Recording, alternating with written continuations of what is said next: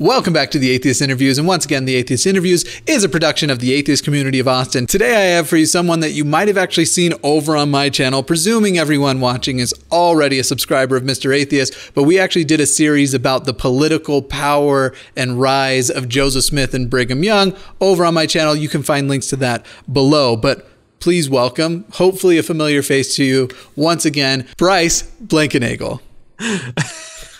Well, thank you very much, Mr. Atheist. It's a pleasure to be back with you. Yeah. And Jimmy is fine, by the way. Jimmy, that works. Mr. Atheist wasn't my father. No.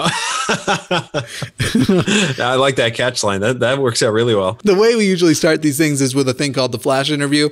It's 10 questions. Just keep every answer to just a few words each. And then any of the ones that I find particularly interesting, we might expound on later. But most of them only call for a few words, but you and I have hung out before, and we can talk about for 4 hours one thing. So, oh yeah, easy. Yeah. So question number 1, what part of the country do you live in now? Seattle. Good. What's your address? No, I'm kidding. That's not. Oh, yeah. Whoa. Okay.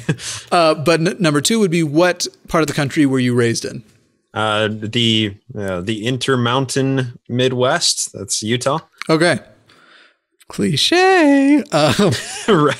Number 3, were you born into a religious home? And if so, what was the religion that was practiced? I was what was called born in the covenant. And that is a term that Mormons use to describe somebody who was born into Mormonism and did not convert. Yeah. It's funny because I use these questions as a template, but obviously I know all of these. So, but I think this is going to be a lot of fun. 2 Mormons. I think, yeah. Number 4, how big of a family do you come from? Very small, actually. Well, extended family or immediate? Yeah, let's go with like parents, siblings, I mean, everybody has grandparents, but yeah. That unit of parents, siblings, how big of a unit is it? It was just me and my sister, actually. So by Mormon standards, we were like a microscopic family. Yeah, amateur. Yeah, I'm thinking about my 12 siblings right now. So were you... Nope, sorry. Number 5 is, how seriously did your family take the religion?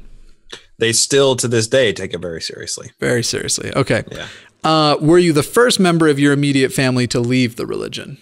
No, my older sister blazed the trail and had all of the fights that I didn't have to have. So lucky for me. Yeah. And then you got all of the fame after. Infamy, either one. Well... Right. I'm like thinking it through. I'm like, it's funny because it's only Mormons who are going to not like you. Yep. The other Christians, the Christian community's quick and easy to get to turn on the Mormons. Oh, they love it. They love it. It's a great common enemy. Yeah. Those antichrist Mormons. Absolutely. It's like how murderers in prisons think the cannibals are the freaks. You still killed the same people. Like, you're both. All right. It's just a matter of what you did with the body after killing it. That makes you a real freak. Yeah. And, cannibalism is somewhat practical. I'm going to maybe cut that. Let's take that out of context. I don't know. Let's see. Do you bless a body to nourish and strengthen your body before cannibalizing it? Ooh, that's rough. Well, I assume that's a real question. It must be. Because presumably what happened to this person who was murdered is when they got in their car, they forgot to pray for safe travels. Oh, that's right. Yeah. Which basically makes them now just food. So yeah, I'd bless it. I don't. Necromancy prior to cannibalism. All right. That's how us atheists operate. Atheist Interviews outtakes. I think Mark's going to want that part cut. Question number 6. Were you the first? Nope, I already asked you that. Question number 7. When you left your religion, did you transition through other religions or kind of straight to atheism? It was pretty quick, straight to atheism. Yeah. I mean, I started watching George Carlin as a late teenager, and I was like, oh, this makes sense. That's super common amongst, I'll talk about it more here in a second, because that's one of the ones I find but that's super common amongst ex-Mormons. I dabbled a little, but mostly in like deism. I might have said I was a pantheist for a minute or two. And a little bit of spirituality, but seriously, super short-lived. And I keep mentioning this, the Mormon church, like the first thing they do is show you and convince you why all the other churches are wrong.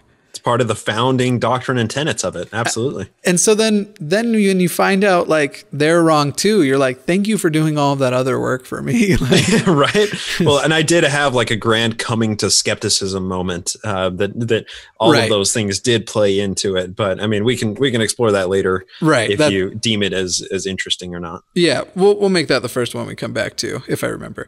Question number 8: how old were you, or how long ago? You can also do but some people don't want to do the age math. I don't know.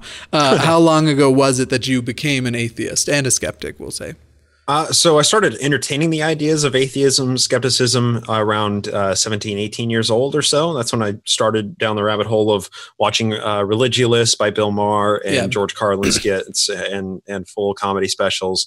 And then I didn't come to the hard realization until about 21 or so, and I'm 27 now. So, cool. A third of my life I've spent in skepticism now. You just blew my mind. I am older than you. I had no idea. Weird. That's crazy. Super weird. I thought I was. A lot of people are older than me, so. Yeah. I'm not gonna lie, man. I thought I was the young one here. I'm only older than you by like a year, but. Okay. Now I'm like mad because like listening to you talk and all of your historical knowledge, I'm like, yeah, I'm sure when I get a little older, that part of my brain will turn on. Well, fuck my life. Number 9, who is your favorite atheist author, communicator, or educator? Ooh, I can't answer that. I simply can't answer that. I have to? You got to pick one. They can be dead. They can be dead. Yeah. You know what? I'm going to go with somebody who is alive, and I'm not saying this to pander to the ACA, but I think honestly Matt Dillahunty.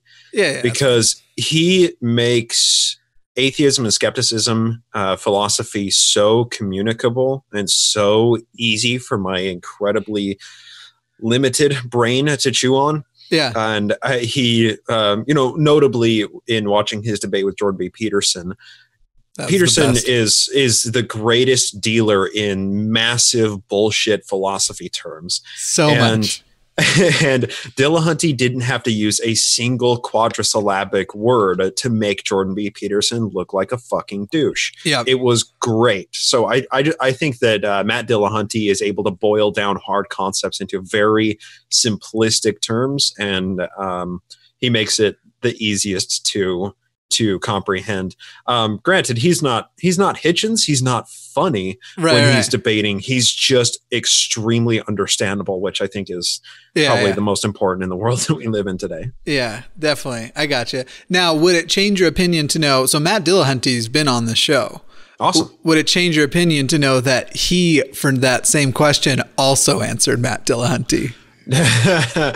No, but I'm also not surprised. Yeah, he did defend. So basically, it wasn't as he even said like you can't just clip that and not let me give the rest of the answer. And it was that he has collected his beliefs or point of view and communicates the things as he wants them communicated, and nobody else communicates to him. So that's why I think the Atheist Debates Project is so important, because I mean, just these single 20 or 30 minute long videos of him out in the woods, just talking at a camera and completely deconstructing these concepts that theologians have been claiming for centuries, and doing so in a way that utterly eviscerates them. I think it's very important to have that information out there. So I think he's among the top of the atheist debaters and atheist, public people out there. And he's not a neuroscientist, or he's not a world-renowned journalist or anything. He's just a dude that used to be a computer programmer who is incredibly inclined in skepticism, which makes me believe that somebody like myself, who used to be a truck driver, I can, one day be as understandable and and relatable, and accessible and relatable as Dillahunty is. Yeah. And for the record, anybody watching, maybe go watch that flash interview with Matt, because I might have poorly summarized it. It really didn't come off as arrogant as I maybe made it sound. So number 10 then, if you could have dinner with any individual present or in history, who would it be? Yeah, and it's probably going to stay relative to Mormonism, because I feel like I know those people the best. I and it changes. Literally, the answer to this question changes weekly based on the specific subject that I'm studying. I would have to say right now, Emma Hale Smith. Okay, I got you. Last time it was, I'm trying to remember his name. It was the best friend of Joseph growing up, who was then there with Brigham Young. Yeah, Orrin Porter Rockwell, I think. Yeah. The enforcer, the destroying angel. Yeah. But Emma Hale, all right, I got you. Hale. Yep. I got you. And I always gave people the caveat of like, they have to tell the truth. And boy, would Emma have some things. Oh my God, that would be crazy. She saw everything. She saw and knew about everything. Oh, man. I also am interested, though, because just in little things I've seen here and there, I'm interested in what things were actually her, if you know what I mean. Like, I don't think everything came just from Joseph. It seems like there had to, and I'm not just talking about the way they were swingers, but what things were her ideas. Oh, yes. Yeah. It would be very interesting to explore a truth serum conversation with her for a couple hours. I feel like that would put a lot of Mormon history into a deeper context that no historian will ever have access to. So that would be my one, I think. This week, anyway. Next week, it might be somebody else. We find out there actually was a salamander. Yes, the great mystery. Was it a salamander or a toad? That's a joke just for the ex-Mormons. All right, well, that is the end of the Flash interview. We will get right into the more in-depth stuff here. What was the question that I thought we should come back to? Was it the family stuff? How serious they took it? I think one that I proposed was my coming to skepticism moment. Yeah. Okay. So that's already kind of in the main interview. So let's actually hold off on that one. Let's start with the Naked Mormonism podcast, specifically for the people who haven't heard it. Just tell them what it is. But then I also want to know when it started, and when it did start, what was the original intention of the podcast? And is that still what you're playing through? Like, my channel has morphed completely, and now it's just a tool of my own ego. No, but it's changed a lot. So so what has it become versus what was its intention, unless it stayed the same? Well, obviously it has morphed and adapted as I have played off of the audience and received feedback and understood what I want the general mission and goal of the podcast to be. The way that it started was when I began studying, not necessarily studying to any extent, but listening to a lot of podcasts.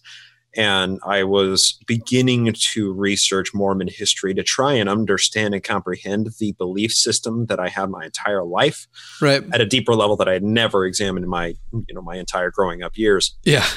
I started listening to Mormon podcasts, Thank God I'm Atheist and Mormon Stories, and listening to these podcasts and hearing these people talking about Mormonism. And then as my studies continued progressing through Mormon history, and I would hear these podcasters talk about something happening in Mormon history, and I would hear something that was wrong or something that I wasn't sure about, I would, take issue with it. I would like to, I'd send in an email, or I would think about it, or not even send an email, just scream at the windshield as I was driving the truck. Right. So eventually I said, I'm going to find the podcast that, tells the serialized history of Mormonism. And that podcast did not exist. So I decided that would be the perfect podcast for a person in my shoes. So I just decided to make it instead. And that's what it sought to do initially. And, I decided to start with episode 1 with the birth of Joseph Smith. As my studies progressed, I realized that if you're going to tell the story of Joseph Smith and Mormonism, you have to start a long time before that. You have to understand and comprehend a lot of the cultural milieu in which Joseph Smith, grew up, and understand, American politics throughout the late 18th and early 19th centuries. There's a lot more context to understand. And if I were to start it all again, I would, start it like the American Revolution or something. But even that, it's like, anytime you're studying or talking or reporting about history, you have to decide somewhere to drop a pin. And I decided dropping it at the birth of Joseph Smith was practical. So that's how it started. And it has continued to progress chronologically from there. And as I've studied deeper, it has expanded and slowed. So right. when I began, I would cover anywhere from, a few months to a year, maybe even 2 years in a single podcast episode of the chronology of Joseph Smith's history. But as I understood more the historical method and started to dive deeper into the initials, the firsthand accounts and the source material that all of the historiographies are reporting on, that's when I realized that I'm going too fast and I'm being far too cavalier, and the chronological progression has slowed significantly in order to create a more holistic sphere of Mormon history. And that has its gives and takes. It's a tough balance to strike, but right. Needless to say, I've kept that same mission statement intact the whole time. However, I've also, begun listening to and studying up on politics and world events more, and trying to become more woke every day. Yeah. and I started incorporating news segments into Naked Mormonism, and trying to deal with current events topics that are going on in the church, and that just diversified the podcast too much and took away from the history, which is what I initially set out to do. So that's when I broke off and started up the Glassbox podcast instead, where I can still keep the Naked Mormonism as the sanctuary of a serialized Mormon history, and still have another platform to talk about, current events issues that are important and that I feel like need to be, covered. Yeah, no, definitely. What, so just out of, and this isn't actually in the list, but what is the thing right now that it, or of late that you would say is most people don't even realize, this is the current event stuff, most people don't even realize is happening from the church or is sourced from the church? What is the most significant thing that people should know about that is hugely troubling? I think I can guess your answer, but we talked about it on Mr. Atheist a little bit, and the more that I have come to understand Utah politics and the foundations of Utah, the more I am extremely troubled and frankly terrified at seeing how much the Mormon church influences politics. Yeah, and it's a pretty theocratic state there. Yeah, because that's how it was created. Yeah. And the church has only ever begrudgingly ceded ground incrementally when secular society has pushed on it so hard that it can no longer stand the pressure. But the thing is, it's great living in America, especially being a cis white hetero guy living in America. There is no better place to live and no other time spans in all of human history that I would more prefer to live than where I am right now. Yeah, agreed. It's great. Yeah. In 10 years, 20 years, 500 years, it's not going to look like this. I don't know what it will look. And anybody who says that they do know what it looks like is lying or ignorant. Right. I know the foundations of Utah Mormonism, and I know that those theocratic inclinations still exist in the cultural intellect of Mormonism. And when the time is up on the American empire and Pax Americana finally crumbles, I feel like there's going to be a great there will be a succession of power, and the most powerful institutions that are not the government right now will stand to gain the most when the American empire falls. And it so happens that the Mormon religion happens to have a lot of power right now. That people aren't even aware of. Yeah, I mean, arguably the wealthiest religion on the planet. Yeah. They are incredibly overrepresented in politics. Yep.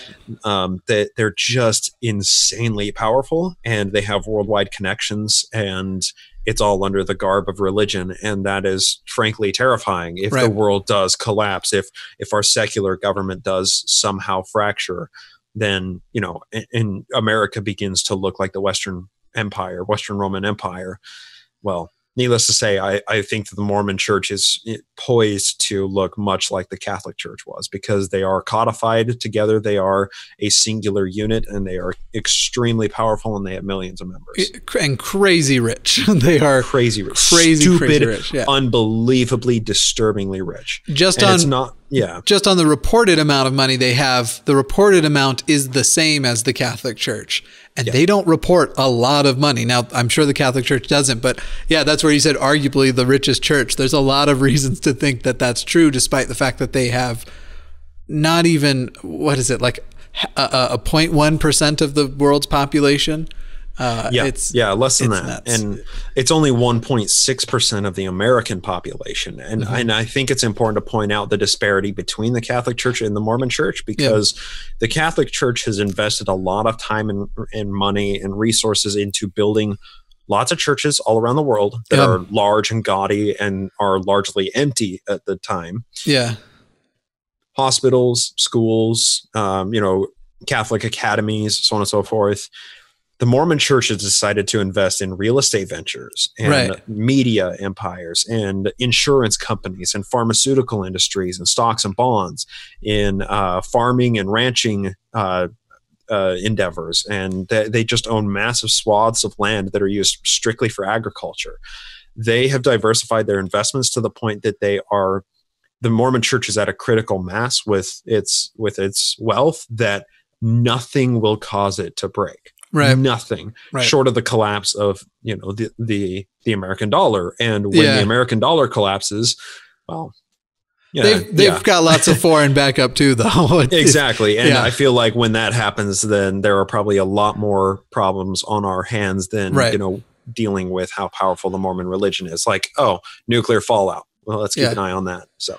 What was interesting to learn, and so I did that timeline of their history with homophobia and the LGBT community and stuff, and which was an awesome episode. It really was. Thank you, man. The timeline really just kind of laid out the events sequentially, but doing that is where I kind of really started to see that scope of power, because you start to see like, wait a second, this happened, and then shortly after that, these words and these ideas and this supposed science, this is what was becoming mainstream. Like, they were largely directing the conversations from the anti-gay side, and largely like the direction the country was taking it. And this whole idea of it's not natural, and the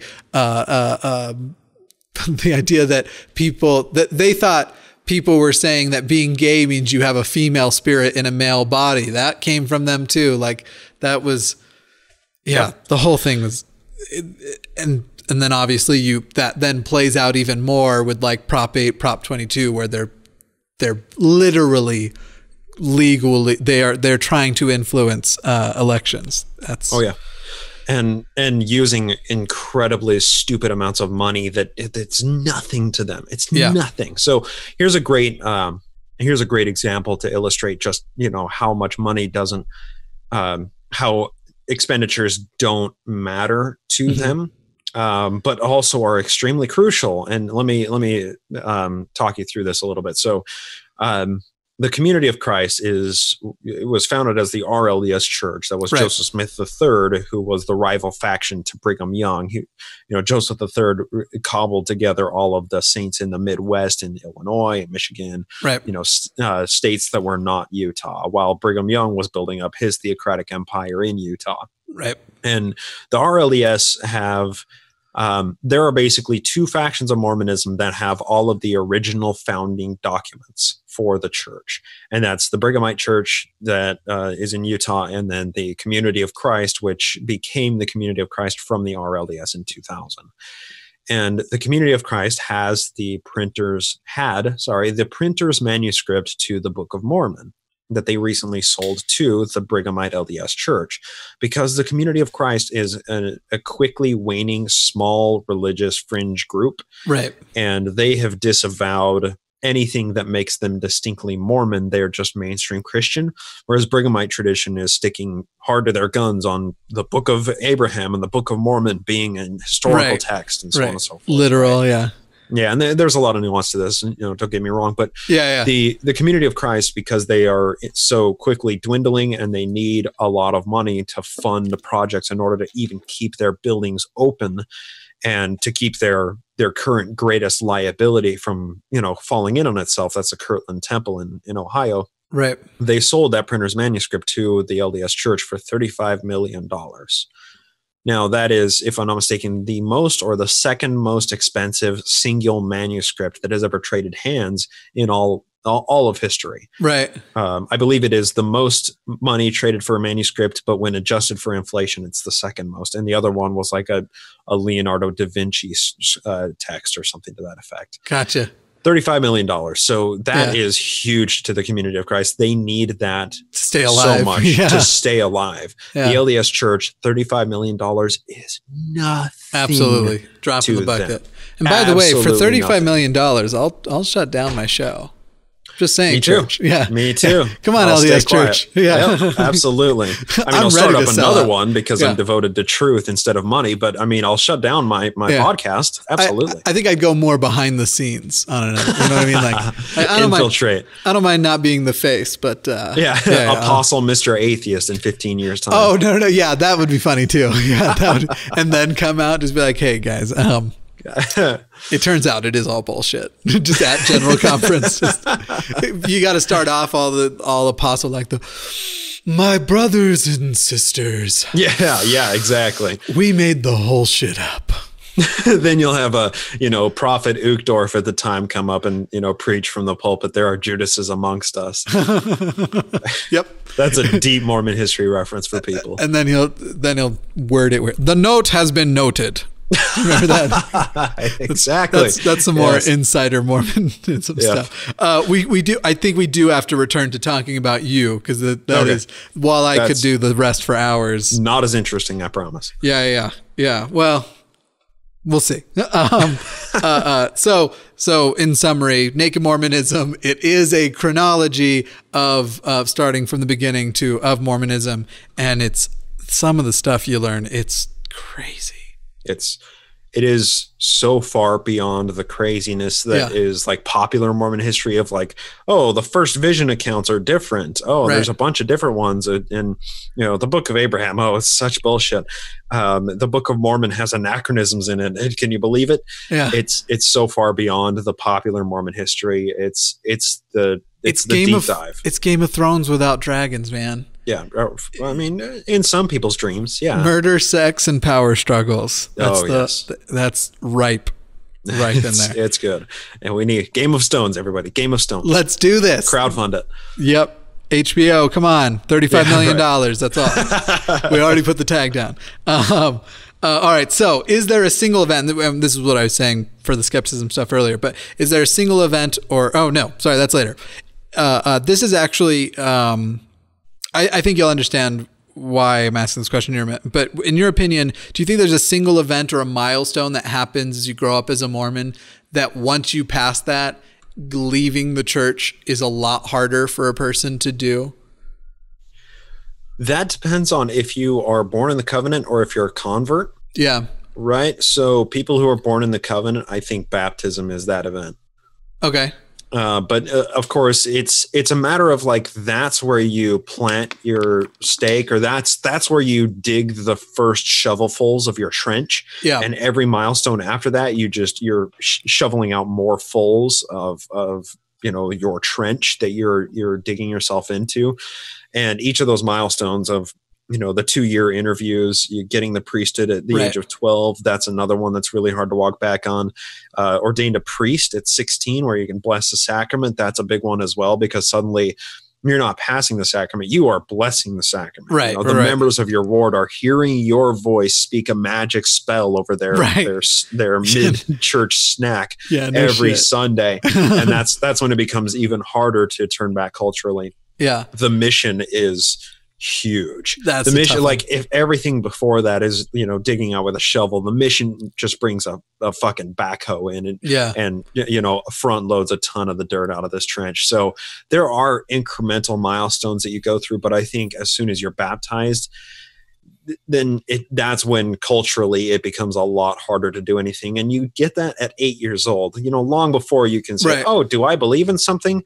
No, you spend your entire life up at the pulpit every other fast Sunday with your parents whispering in your ears, I know the church is true. And then you say it to the pulpit, over a crowd of 300 people that are all your neighbors. Yeah. And I love my mom and dad. I know this church is true. And Joseph Smith was a prophet and we follow a prophet today. You say all of these things and they become true with repetition, and every single testimony that you give makes it harder to back out. And, they pound all of these concepts and philosophies into you from such an early age, long before any human develops the mental mechanisms to combat the indoctrination. And I don't think there's a single catalyzing event, but it's all just incremental indoctrination. I do for men. I do think there's a single event, and okay. I want to give you my theory on it.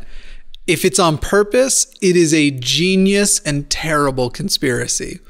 But okay. I think it is actually, for non-Mormons watching, non-ex-Mormons, at 14, you become what's called a teacher. You don't teach shit, but at that point, you are now allowed to prepare the sacrament. So basically beforehand, you're putting the bread down but there's this reverence of you're preparing the body of Christ, basically. But also at 14, you're also masturbating a lot. Right. But you hate yourself for it. Right. So at 14, as you're doing this and you're feeling all of this shame, you're actually heading toward the embracing of that shame rather than going, does this actually, like, am I really hurting anybody? It's that weekly you are handling bread with the same hands that probably only an hour ago you were whacking off with. And I think of us, it wasn't like in the actual preparation closet. Yeah. Where you like get all the fill up the water cups. Yeah. It's like at the same time. My reasoning here is that at 14, that is when all of the guilt stuff starts to hit you really hard. Yeah. And if you get there and you make it past it, you're still doing all of those things, but you've committed to this. And that's where the shame and the depression comes in, and why that is such depression and suicide on the, not just for the gay kids, but for some of the straight ones too, is still a problem as well. I think it is that reconciling with that terrible amount of guilt, that if you make it past that, you're in now. Like you're pretty solid in, because I think that's where and if they did that on purpose, like, let's give the priesthood to the young ones because we can use their terrible shame and guilt to make them commit for life, make them self-indoctrinate. That'd be brilliant, but that's too brilliant a conspiracy for me to think is likely. Self-indoctrinate instead of self-abuse. Yeah. Well, I think what you're talking about is a trend that so many religions do, and I don't think that it is conscious so much as it is just so deeply baked into religious culture. Particularly, we're talking about this from the Protestant foundations of America, and that is a religion's ability to control a person's sexuality, right? Because those are emotions that we don't always have words for. Right. And because we evolved language long after we ever evolved the feelings to have, that we need the language in order to describe those feelings. And there's still a lot of emotions that us humans have that our little mouth words cannot articulate. Right. And when an organization can co-opt those and leverage those emotions for its own gain, for its own indoctrination, for its tithing, for, bringing in more new members, whatever the case may be. And, you and I are only able to speak to this from the male perspective, but obviously it happens a lot with women as well, just from a different perspective of controlling their virtue, controlling their purity, and commodifying their sexuality of, this is your greatest possession. Don't you dare fucking lose this. Yep. It's a matter of just controlling our most basic instincts, that we can point to it and say it's a conspiracy, and we can say it's deliberate, but it's something that's so deeply ingrained in almost every religious culture worldwide that it's not up to like a single group of men that are like, oh, if we get them to feel shame about their masturbation, they're going to be lifelong members. It's not that. It's so subconscious. It's so as a foundational construct of the culture that, there's no single person bears any brunt of the blame. It's not even a single institution. It's just a product of the culture. But I mean, that's just pointing out how things are. We can also point out to how things ought to be. And I'm, much of the opinion that we're in deep, dire need of a sexual revolution. Absolutely. And people stopping policing each other's sexuality, and people believing somebody when they claim that something bad happened to them. We need to have a completely morphed and different understanding, an evolution of understanding about our sexuality. And I don't know how else to say this, but mature. Society needs to mature about our sexuality and stop being the way that we are. And unfortunately, we can say all society is fucked because we treat our sexuality so weird. Well, there are different cultures that treat their sexuality different than we do ours. Yeah. There's nothing saying that one system is optimal over another system, unless we tease apart exactly what mechanisms play out and what cultural what cultural manifestations are made, represented by what are the cultural impacts of controlling people's sexuality. Like, let's all just let's just be more open about this. Let's not. Yeah. I don't know. I have a lot of thoughts about it that are not very well refined. Yeah. I think when I say conscious too, if there was any conscious choice to it, I think it's more of like the leaning into it when you see it successful and like that it is, now we can, like, we've approved 14-year-olds to do this. And then we realized and leaned into that it's a really good tool to shame them with. Like, you're preparing the body of Christ while you do that. Are you shitting me? Yeah. Well, and also like ascribing malice to it, I don't think is fair either. It's a matter of every single person who does this, subconscious leaning in, at the personal level. I self-abused last night. I am so ashamed of myself. Every person that leans into it on a personal level, that is controlling their own sexuality based on the cultural dictates of the religion and of the society. And we have to understand that the people who are perpetuating those systems feel that same shame and guilt. Yeah. You can't truly try and make a case that every single member of the Apostles in the Quorum of the 70s has never fucking masturbated. Yeah. You can't do that. Shit. Like, really, I mean, it's just insane. And to say that they are maliciously controlling people's sexuality, I think ignores the culture that they grew up in. They grew up in the And, Nelson was born in like 1926 or whatever, right? His grandparents were born in the 1860s in Utah when it was a territory and polygamy was being openly practiced, right? During prior to the Civil War. His grandparents were born before the Civil War. And then people wonder why they're always late to like civil rights games. Like, right. It's like they're just as much a product of the culture. They don't have a pipeline to any level of inspiration that is, enlightened above and beyond any of us, anybody else. We're all humans. We're all navigating the world around us, and we are all subject to the morals and the philosophies of the culture from which we grow. That's as simple as that. As malice comes, like, to me, it's whatever, and maybe it's just the term, but like, you see it in corporate abuse all the time, the way they see what is good for the bottom line and bottom dollar, and that makes its way into the culture of the business, of the corporation. Absolutely. Where nobody's going like, hey, they're auditing and like, have we tried yelling at them for having impure thoughts? But it's helpful. It's helpful to the overall bottom line because it does build in. But anyway, and to be clear though, and let me just articulate this a little bit further too, because there is some level of malice that plays into it, right? So the Mormon Reformation period, and also the retrenchment era of Mormonism were very much about controlling people's sexuality and creating a system of community police forces. So that's when home teaching and visiting teaching comes into play in Utah, and when cleansing of any apostates, where a lot of people go missing in Utah. The Mormon Reformation period is when a lot of these controlling mechanisms were put into place in bishops' interviews in order to, regulated intervals, bishops' interviews come into play. I mean, all of these things really harken back to that Reformation and the retrenchment periods in Utah.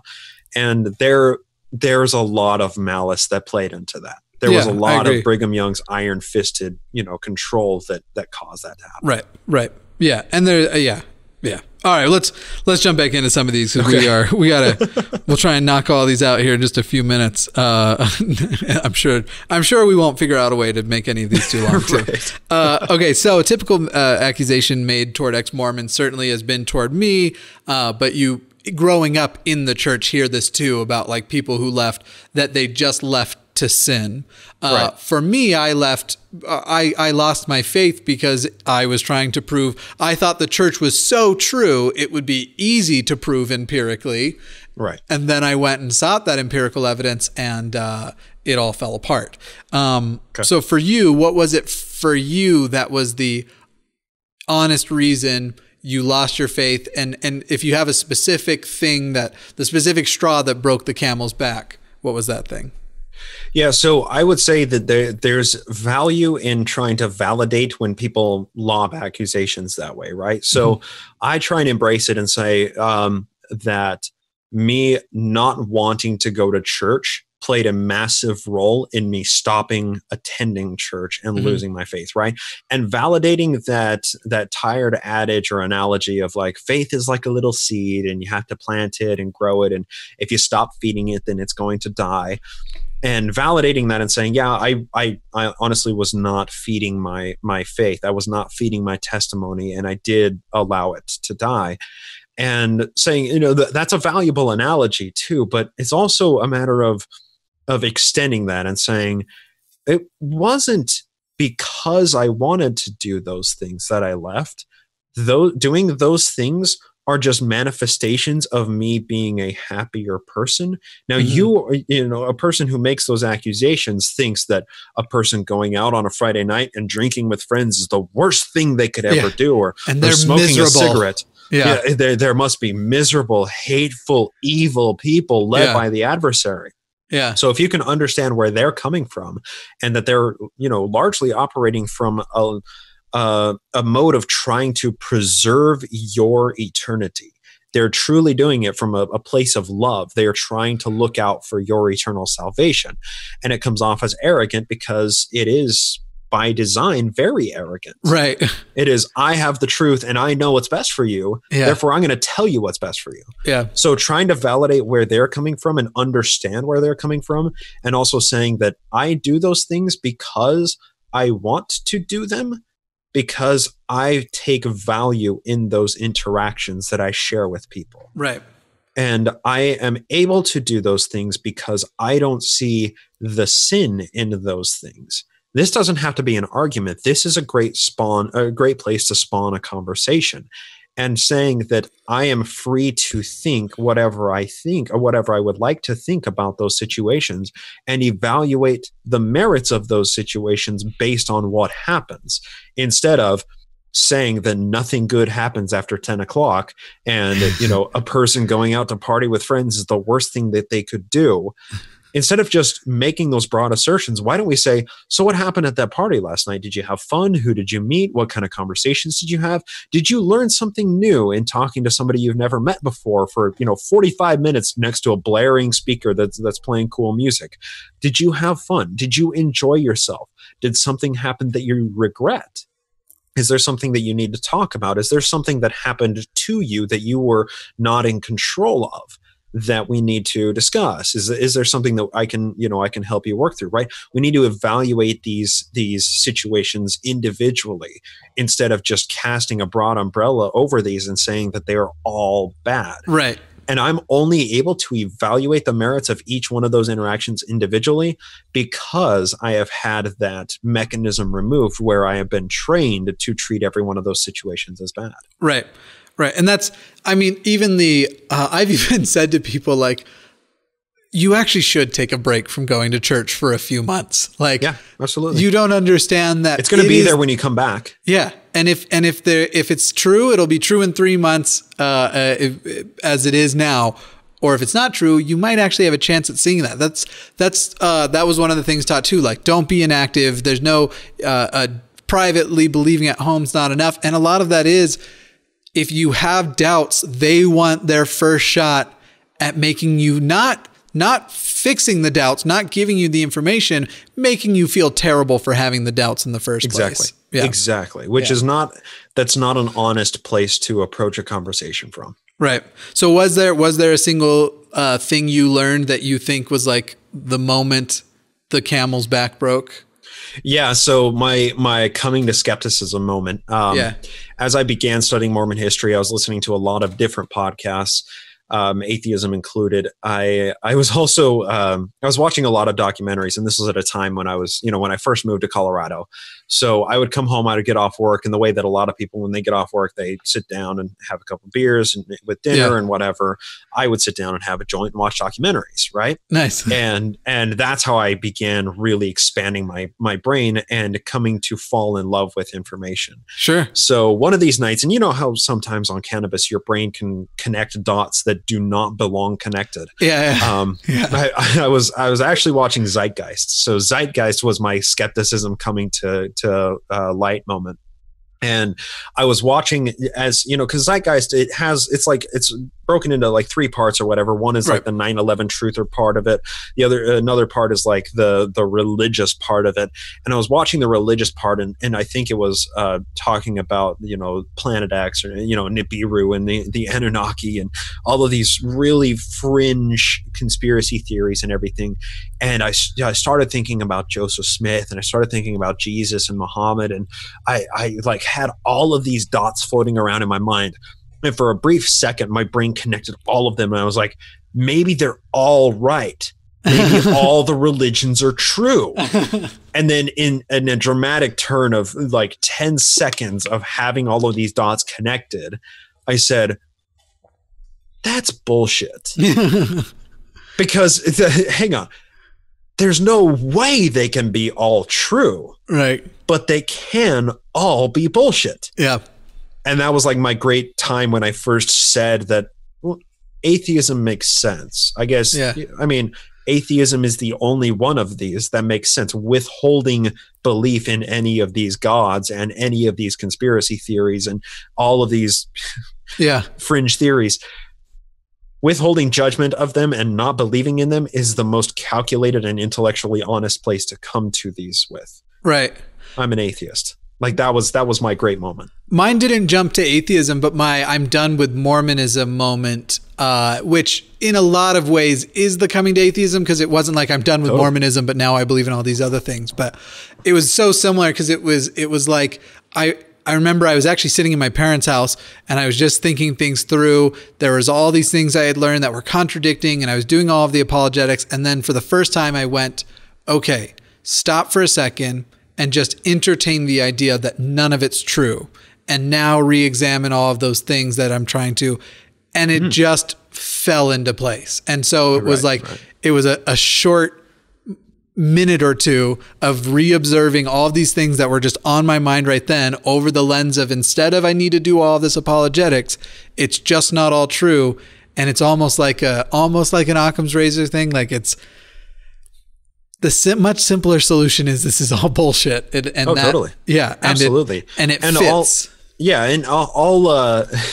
I'll actually use an analogy that I commonly use for the difference between popular Mormon history and Mormon history.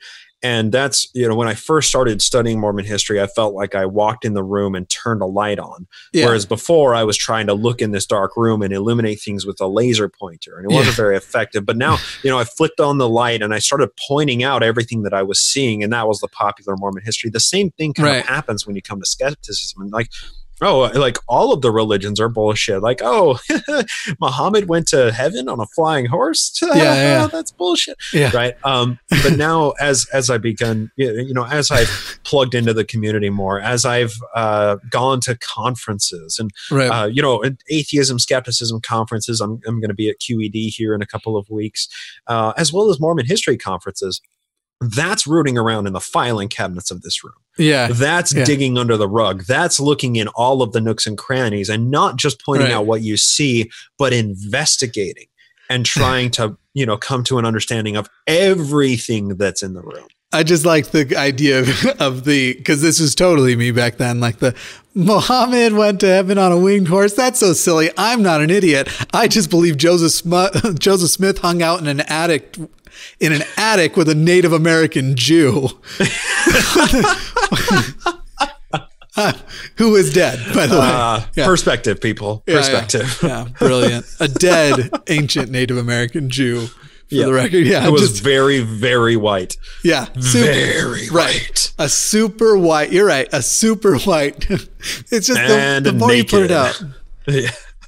Was he naked? I don't remember the naked part. I mean, it says that his robe was open to reveal his bosom or something. I mean, I'm mincing words a little bit, but yeah. That's got to give you naked. That's got to give you issues. Super white. Super white. So not well endowed. Okay, so covered the room in his whiteness. That's really white. I think we'll end on this question here because we've already used up time. But this is more of a personal curiosity, something I like to ask other ex-Mormons, especially someone like you, has all that historical basis. So obviously, the church has a problem with homophobia. I mentioned my series earlier, and it's a deeply rooted problem with homophobia that they almost got out of. There's like this 1 year, George Albert Smith seemed to have been pretty progressive about the whole thing. And then it went just to shit. Fuck you, Spencer Kimball. Anyway. Yeah, no shit. Yeah, that's the guy. Do you think a see the light moment is coming in the coming decades or 100 years? Or do you think gays will have the same thing, basically what happened with blacks in 1978? Do you think that sort of thing is coming? And if so, how long do you think it'll take?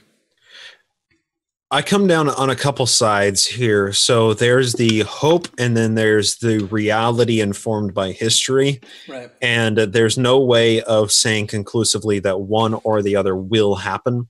So my hope is that someday enough progressive members like Uchtdorf will infiltrate the higher ranks, and they will, begin to come to grips with the fact that they are losing members unless they make a massive change. And they'll, much like the Community of Christ did throughout the 60s through the late 90s and, prior to the Transformation 2000, they will have this very painful and arduous growing process that will take decades for them to completely reform their theology and all of their philosophies, all of their scriptures, and remove passages that are blatantly racist and homophobic from all of their scriptures, the way that the Community of Christ has, or, and not just disavow those things, but also apologize for people that they have wronged. Because no kidding. There's a lot of blood on the Mormon Church's hands. Tons. And that's overt from their very bloody and genocidal roots in Utah, all the way up to every self-loathing LGBTQ child in Utah who kills themselves. Right. That blood is on the church's hands, and reconciling with that blood and coming to the truth of what that is going to be a very painful growing process. Right. So that's my hopes. And there's definitely a lot of early massacres that they still haven't apologized for. So they haven't. I mean, to even say that they actually apologized for the Mountain Meadows massacre it's not accurate. They've never apologized for a massacre. You're right. And we all know the Mountain Meadows massacre because it was the White and Delightsome massacre, but we don't talk about the Bear River massacre, which is honestly, that's likely the largest massacre in all of American colonialism. Yeah. There's an estimate that has as many as 400 Native Americans were killed in that one single massacre, where a couple of Mormons were wounded.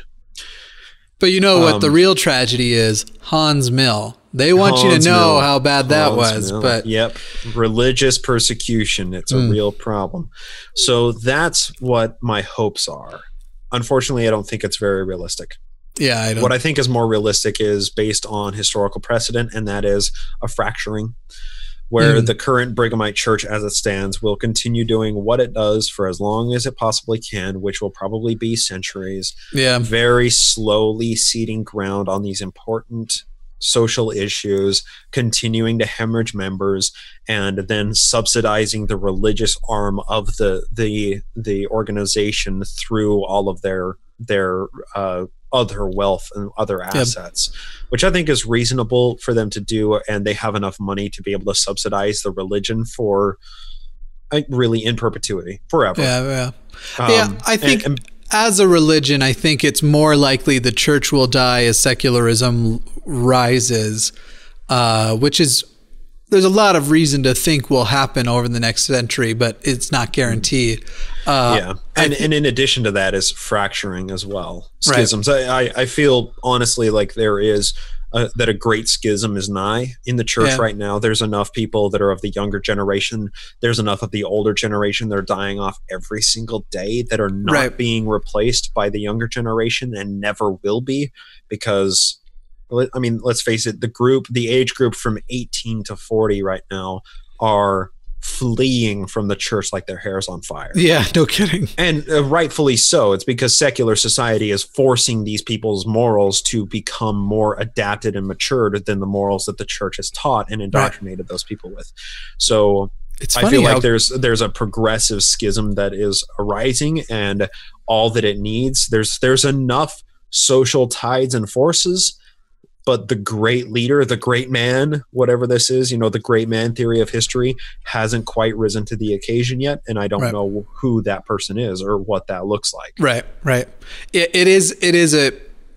That's an interesting point. And it's funny because it's the moral productivity of consequentialism is very difficult for these religions to fight against. And so that's what you're seeing is people going like, how come I think I've just picked up from society a moral system that seems more moral than my church has been teaching me?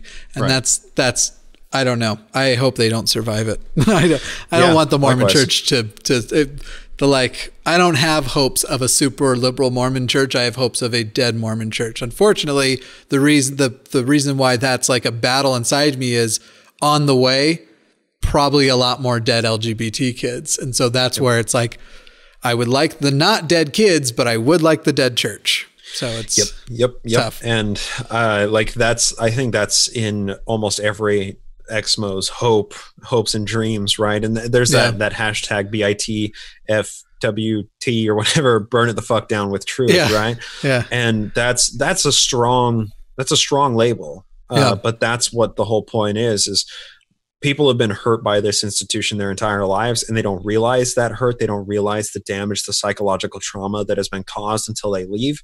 And now they see that still being perpetrated on their family members, loved ones, coworkers, friends, everybody that they love. And they want to burn down the institution that is causing and perpetuating that pain and trauma. Absolutely. And the only way to do that rationally is with truth. Burn it the fuck down with truth. Nobody is taking a match to the church because that's not effective. That is persecution. That will only galvanize the troops. Burn it the fuck down with truth, people. Absolutely. The pen is our weapon. I'm not an anti-Mormon because I love Satan. I'm an anti-Mormon because I love people. That's what it fucking comes down to. Thank you. I'm not going to top that. So this is probably the best place to leave it off. both final statements. We nailed that one. Hashtag checked it off. Yeah, absolutely. Well, you're all welcome for our just such insightful wisdom. No, I'm kidding. But no, Bryce, take a bath in it and rub it on your skin. I got it. I smell a shirt though. I think I can fit all those words on there. I'm not an anti-Mormon. Anyway, thank you so much for joining. This was just as much fun, if not more, than the last one. But yeah, thanks, man. Thanks for coming on. Yeah, and thank you for inviting me. I really enjoyed it.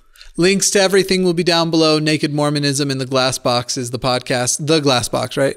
Or is it called Glass Box? The Glass Box Podcast. The Glass Box Podcast. Cool. You'll be able to find links to everything down below, and we will have some other gamey segments coming in the future with Bryce as well, though I think because of time constraints, we're probably going to record those on a different day. But thank you all for joining, and as always, remember, stay skeptical, my friends. Skepticize everything. Do it.